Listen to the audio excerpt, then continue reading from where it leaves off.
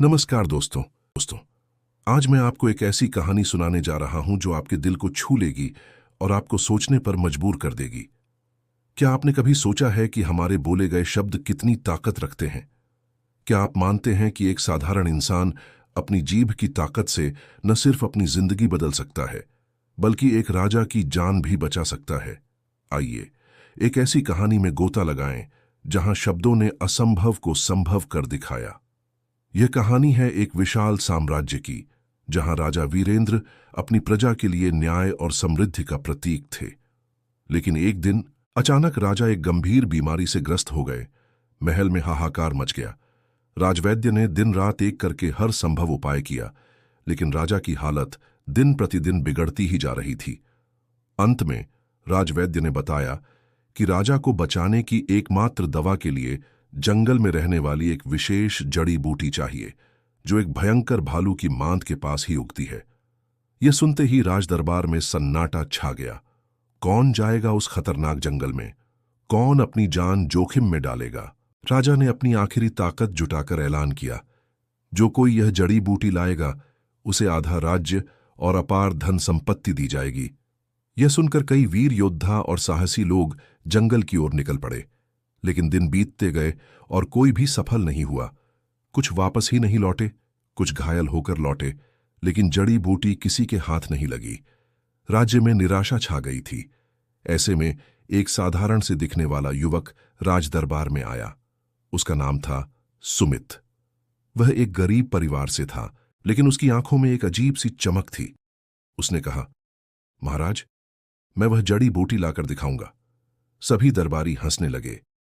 एक मंत्री ने व्यंग्य से कहा, अरे भोले बालक, जहां हमारे वीर योद्धा हार गए, वहां तुम क्या करोगे? सुमित ने विनम्रता से कहा, महोदय, मेरे पास तलवार नहीं है, न ही मैं कोई योद्धा हूं, लेकिन मेरे पास एक ऐसा हथियार है जो किसी तलवार से कम नहीं। वो है मेरी वाणी, मेरे शब्द। ये सुनकर सभी और ज्यादा हंसने लगे, लेकिन राजा ने उसे जाने की अनुमति दे दी। सुमित जंगल की ओर चल पड़ा। रास्ते में उसे कई खतरों का सामना करना पड़ा। भूख, प्यास और थकान से वह कई बार गिरा, लेकिन हर बार उठ खड़ा हुआ। अंत में वह उस भयानक भालू की मांद तक पहुंच गया। वहां उसने देखा कि जड़ी बूटी सचमुच भालू की मांद के ठीक सामने उग रही थी। जैसे ही सुमित जड़ी बूटी की ओर बढ़ा, एक विशालकाय भालू गुर्राता हुआ बाहर निकला। सुमित डर गया, लेकिन उसने हिम्मत नहीं हारी।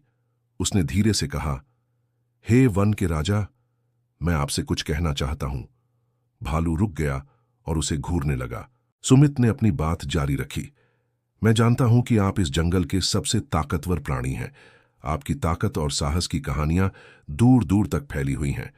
लेकिन क्या आप जानते हैं कि आप कितने महान हैं? आप सिर्फ एक भालू नहीं हैं, आप एक राजा की जान बचाने वाले हो सकते हैं। भालू ने अपना सिर तिरछा किया, जैसे वह सुमित की बातें समझ रहा हो। सुमित ने आगे कहा, हमारे राजा बहुत बीमार हैं और उन्हें बचाने के लिए यह जड़ी बूटी जरूरी है। अगर आप मुझे इसे लेने दें तो आप न सिर्फ एक राजा, बल्कि पूरे राज्य के लोगों के लिए भगवान बन जाएंगे।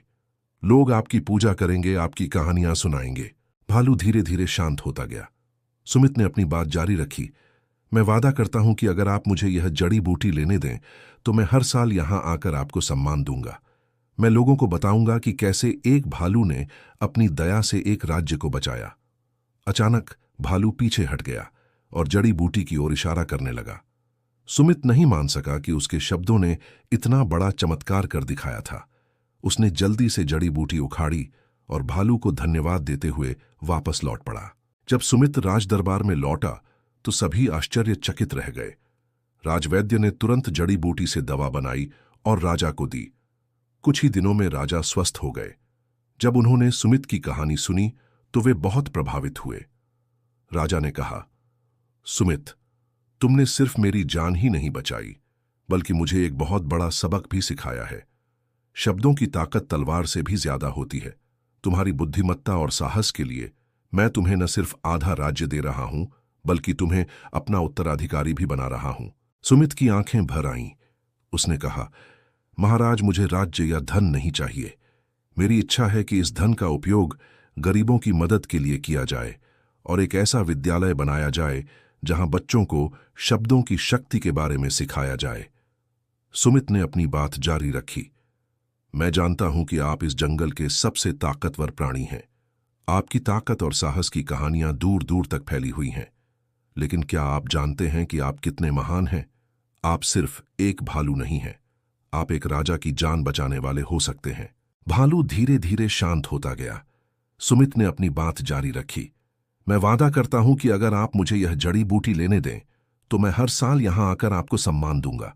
मैं लोगों को बताऊंगा कि कैसे एक भालू ने अपनी दया से एक राज्य को बचाया। भालू ने अपना सिर तिरछा किया, जैसे वह सुमित की बातें समझ रहा हो। सुमित ने आगे कहा, हमारे राजा बहुत बीमार हैं और उन्हें बचाने के लिए यह जड़ी बूटी जरूरी है। अगर आप मुझे इसे लेने दें तो आप न सिर्फ एक राजा बल्कि पूरे राज्य के लोगों के लिए भगवान बन जाएंगे। लोग आपकी पूजा करेंगे, आपकी कहानियां सुनाएंगे। जैसे ही सुमित जड़ी बूटी की ओर बढ़ा, एक विशालकाय भालू गुर्राता हुआ बाहर निकला। सुमित डर गया, लेकिन उसने हिम्मत नहीं हारी। उसने धीरे से कहा, हे वन के राजा, मैं आपसे कुछ कहना चाहता हूं। भालू रुक गया और उसे घूरने लगा। अचानक भालू पीछे हट गया और जड़ी बूटी की ओर इशारा करने लगा। सुमित नहीं मान सका कि उसके शब्दों ने इतना बड़ा चमत्कार कर दिखाया था। उसने जल्दी से जड़ी बूटी उखाड़ी और भालू को धन्यवाद देते हुए वापस लौट पड़ा। राजा ने मुस्कुराते हुए सुमित की इच्छा स्वीकार कर ली। उस दिन से राज्य में एक नया युग शुरू हुआ। लोगों ने सीखा कि कैसे प्यार, करुणा और समझदारी भरे शब्दों से दुनिया को बदला जा सकता है। जब सुमित राजदरबार में लौटा तो सभी आश्चर्यचकित रह गए। राजवैद्य ने तुरंत जड़ी बूटी से दवा बनाई और राजा को दी। कुछ ही दिनों में राजा स्वस्थ हो गए। जब उन्होंने सुमित की कहानी सुनी तो वे बहुत प्रभावित हुए। राजा ने कहा, सुमित, तुमने सिर्फ मेरी जान ही नहीं बचाई, बल्कि मुझे एक बहुत बड़ा सबक भी सिखाया है। शब्दों की ताकत तलवार से भी ज्यादा होती है। तुम्हारी बुद्धिमत्ता और साहस के लिए मैं तुम्हें न सिर्फ आधा राज्य दे रहा हूं, बल्कि तुम्हें अपना उत्तराधिकारी भी बना रहा हूं। राजा ने मुस्कुराते हुए सुमित की इच्छा स्वीकार कर ली। उस दिन से राज्य में एक नया युग शुरू हुआ। लोगों ने सीखा कि कैसे प्यार, करुणा और समझदारी भरे शब्दों से दुनिया को बदला जा सकता है। दोस्तों, यह कहानी हमें सिखाती है कि हमारे पास जो सबसे बड़ी शक्ति है वो है हमारे शब्द। सही समय पर सही तरीके से बोले गए शब्द पहाड़ों को भी हिला सकते हैं, दुश्मनों को दोस्त बना सकते हैं और असंभव को संभव कर सकते हैं। याद रखिए, हर दिन जब आप बोलते हैं तो आप दुनिया को बदलने की शक्ति रखते हैं। अपने शब्दों का इस्तेमाल सोच समझकर कीजिए, किसी को प्रोत्साहित करने के लिए, किसी की मदद करने के लिए या फिर किसी मुश्किल परिस्थिति को सुलझाने के लिए, क्योंकि आप नहीं जानते आपके शब्द किसी की जिंदगी कैसे बदल सकते हैं। तो आज से ही शुरुआत कीजिए। अपने आसपास के लोगों से प्यार और सम्मान से बात कीजिए। अपने विचारों को सकारात्मक रखिए और दूसरों को भी प्रेरित कीजिए। याद रखिए, एक छोटा सा शब्द भी किसी के जीवन में बड़ा बदलाव ला सकता है। इस कहानी से हमें यह भी सीख मिलती है कि हमें कभी भी किसी को उसकी दिखावट या पृष्ठभूमि के आधार पर कम नहीं आंकना चाहिए। सुमित एक साधारण युवक था, लेकिन उसके पास असाधारण बुद्धि और साहस था। कभी कभी सबसे अनपेक्षित स्रोतों से सबसे बड़े समाधान आ सकते हैं।